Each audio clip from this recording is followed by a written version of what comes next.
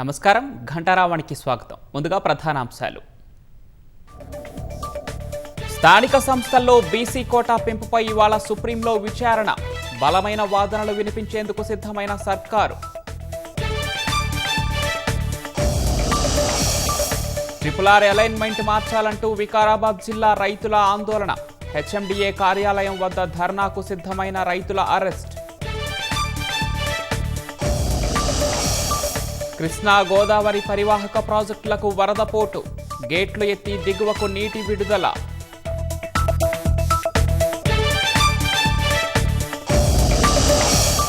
జైపూర్ అగ్ని ప్రమాదం ఘటనలో 8కి చేరిన మృతుల సంఖ్య. విద్యుదాఘాతంతో ఐసీయూలో చెలరేగిన మంటలు.